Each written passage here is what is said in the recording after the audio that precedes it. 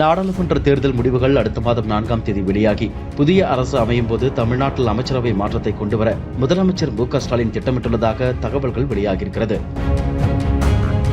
தேர்தல் தொடங்குவதற்கு முன்பே முதலமைச்சர் மு.க.ஸ்டாலின் திமுக அமைச்சர்கள் மாவட்ட செயலாளர்கள் கூட்டத்தில் பேசும்போது தேர்தலில் வாக்குகள் குறைந்தால் சம்பந்தப்பட்ட பொறுப்பு அமைச்சர்களும் மாவட்ட செயலாளர்களும் தான் பதில் சொல்ல வேண்டும். யாராக இருந்தாலும் நான் நடவடிக்கை எடுப்பேன் என்று கூறியிருந்தார். இப்போது திமுக கூட்டணி பெரும்பாலான இடங்களில் வெற்றி பெறும் என்று உளவுத்துறை ரிப்போர்ட் கொடுத்திருந்தாலும் தேர்தல் வேலைகளில் சரிவர செயல்படாதவர்கள் பற்றியும் புகார்கள் சென்றுள்ளன. அந்த வகையில் 10 அமைச்சர்கள் மாவட்ட செயலாளர்கள் மீது புகார்கள் சொல்லப்பட்டுள்ளதாக தகவல்கள் வெளிவந்த வண்ணம் உள்ளன. இதனால் அமைச்சர்களும் மாவட்ட செயலாளர்களும் ஒருவித கலக்கத்தினுடனேயே உள்ளனர். யார் யாருக்கு இலாக்கா மாறுமோ என்ற அச்சத்தில் சந்தோஷமின்றி மன இறுக்கத்திலேயே உள்ளனர். இந்த நிலையில் தேர்தல் முடிவுக்கு முன்னதாகவே 2 அமைச்சர்கள் பதவியும் பறிக்கப்படலாம் என்ற தகவலும் வெளியாகி வருகிறது.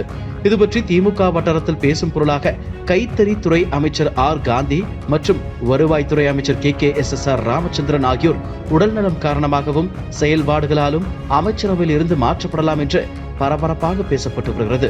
அது மட்டுமின்றி திமுக பொதுச் செயலாளர் துரைமுருகன் வசம் உள்ள மணல் குவாரி, சுரங்கங்கள் மற்றும் கனிம வளத்துறையை வேறு ஒரு அமைச்சருக்கு பிரித்துக் கொடுக்க அதிக வாய்ப்புள்ளதாகவும் பரபரப்பாக பேசப்பட்டு வருகிறது. மணல் குவாரி மற்றும் கனிம வளத்துறையில் நடந்த புகார்கள் காரணமாக அமலாக்கத்துறை விசாரணை தீவிரமாகி வரும் நிலையில் இந்த மாற்றங்களை செய்ய முதலமைச்சர் முடிவு செய்துள்ளதாகவும் திமுக வட்டாரத்தில் பேசப்படுகிறது. ஆனால் அமைச்சர் துரைமுருகன் கனிம வளத்துறையை விட்டுக் கொடுக்க மாட்டார் என்றே தெரிகிறது. அதற்கு பதிலாக நீர்வளத்துறையை வேண்டுமானால் அவர் விட்டுக் கொடுப்பார் என்ற தகவலும் வெளிவந்த வண்ணம் உள்ளது. இதற்கு முன்பு நிதித்துறையை கவனித்து வந்த தற்போதைய தகவல் தொழில்நுட்பத்துறை அமைச்சர் PTR பழனிவேல் தியாகராஜனுக்கு முக்கியத்துவம் கொடுக்கும் வகையில் இந்தியா கூட்டணி ஆட்சிக்கு வந்தால் அவருக்கு மத்திய நிதியமைச்சர் பதவி கிடைக்க வாய்ப்புள்ளதாகவும் தகவல்கள் வெளிவந்த வண்ணம் உள்ளது. முதலமைச்சர் மு.க.ஸ்டாலின் அமைச்சரவையை மாற்றி அமைக்கும் போது எதிர்க்கட்சித் தலைவர் எடப்பாடி பழனிசாமியின் சொந்த மாவட்டத்தை சேர்ந்த திமுக MLA-வான சேலத்தை சேர்ந்த பனமரத்துப்பட்டி ராஜேந்திரனை அமைச்சரவையில் சேர்க்க வாய்ப்புள்ளதாகவும் தகவல்கள் வெளியாகி வருகிறது.